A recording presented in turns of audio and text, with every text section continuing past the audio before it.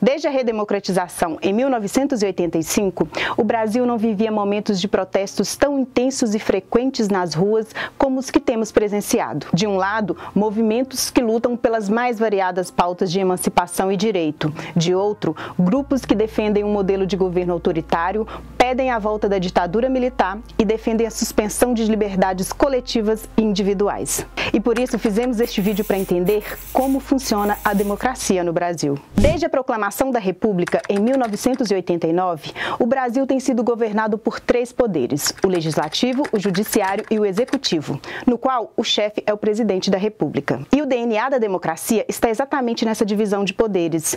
Ou seja, não existe essa ideia de que presidentes podem tudo, STF pode tudo ou Legislativo pode tudo. Democracia é um sistema de controle sobre o poder, de forma que, ao se controlar o comando, evita-se a tirania. É um sistema de, a gente chama isso em ciência política, de freios e contrapesos.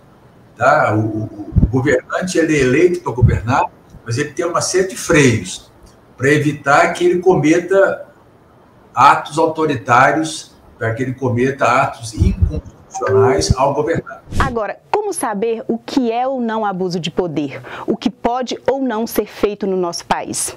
Aí entra a cartilha de regras que define quais são os nossos direitos e deveres, chamada Constituição. De acordo com a própria apresentação do livro, sua função é assegurar o exercício dos direitos sociais e individuais, a liberdade, a segurança, o bem-estar, o desenvolvimento, a igualdade e a justiça como valores supremos de uma sociedade fraterna, pluralista e sem preconceitos, fundada na harmonia social e comprometida na ordem interna e internacional, com a solução pacífica das controvérsias. Agora que você sabe qual é a lógica da divisão de poderes e quais regras elas seguem, vamos explicar qual é a atribuição de cada um na governança do país. O Poder Executivo, composto pelo Presidente da República, juntamente com os ministros indicados por ele, tem o papel máximo da administração do interesse público.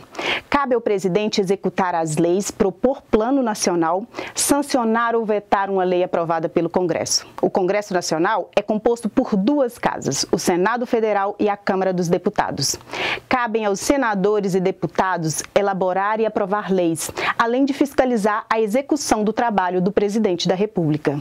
O Judiciário, por sua vez, tem a função de interpretar as leis e fazer com que sejam cumpridas, de acordo com a Constituição. A lógica de divisão de poderes se aplica a estados e municípios, sendo representado por governadores, deputados estaduais, prefeitos e vereadores, respectivamente. Como você viu, cada poder tem um papel importante para garantir a administração mais equilibrada possível. Esse modelo de tripartição de governo, ou seja, separado em três poderes, não é invenção nossa. Ao longo da história, diversos pensadores políticos se debruçaram sobre o tema em busca de uma forma de governo que melhor funcionasse. Começou com Aristóteles, na sua obra A Política. Depois veio John Locke, em O Segundo Tratado do Governo Civil. E, por fim, Montesquieu, que cria esse modelo de tripartição que é o mais aceito atualmente. E aqui vale explicar o que ocorreria, por exemplo, se o Supremo Tribunal Federal fosse fechado. Se você não tiver o Supremo, você fica sem um órgão que avalie se aquela lei ou se aquele ato está ferindo a Constituição ou não. Então, isso é decisivo em qualquer país. Fechar o Supremo é um absurdo completo. Você pode questionar o Supremo, você pode até pedir um impeachment do juiz do Supremo. Isso está previsto na Constituição. Só que você tem que ter argumento para isso. Agora, o Supremo, ele não pode... as pessoas têm que entender o seguinte, ele tem que reagir. Tá? Ele não é igual ao Congresso. O Supremo não faz lei. Ele não legisla. O Supremo só age quando alguém provoca, quando alguém fala, Supremo, essa lei é constitucional ou não é? Esse ato é constitucional ou não é? Então, quando alguém provoca ele, o Supremo reage, dizendo, isso aqui está fora da Constituição, não pode ser feito. Tá? Sempre de acordo com a Constituição. Ele não pode inventar uma lei, inventar uma Constituição. Ele tem que ler a Constituição e interpretar a Constituição. É claro que a interpretação da Constituição sempre é subjetiva. Por isso tem 11 juízes.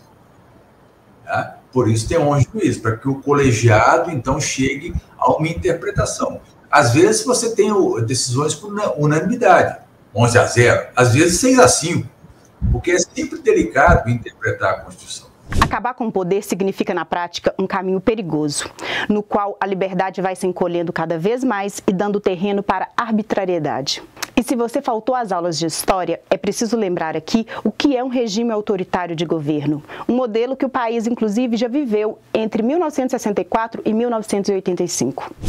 O governo autoritário, a primeira coisa que ele faz é suspender as liberdades individuais. Então, ele vai suspender a liberdade de expressão, a liberdade de organização, a liberdade de associação. Aí você não vai poder protestar contra o governo, você não vai poder publicar notícias contra o governo. E ele vai começar quer dizer, a ditadura, ela acaba com o Estado de Direito. Ela acaba com duas coisas que sustentam o Estado de Direito. Primeiro, a existência de um controle sobre o poder, porque o ditador não quer nada controlando o poder dele, então ele quer todo o poder para ele. E a segunda coisa que a ditadura acaba é com os direitos individuais. Quem vai para a rua pedindo ditadura é porque talvez não compreenda isso, talvez não saiba que na próxima, se tiver uma ditadura, no mês seguinte ele não pode ir para a rua para reclamar de nada. Nem se a gasolina for R$1.000 e tal, ele não vai poder mais, acabou. Na democracia, nem sempre se ganha. É preciso saber perder também. Mas o mais importante é ter a liberdade de se expressar. Uma democracia, embora ela seja entendida como governo da maioria, ela não é um governo onde a maioria pode fazer tudo, não. Aí que está. Aí que é o segredo da democracia. Ela é um governo de maioria com respeito à minoria. E o respeito à minoria está escrito na Constituição. Para assistir mais vídeos como este, acesse o nosso canal.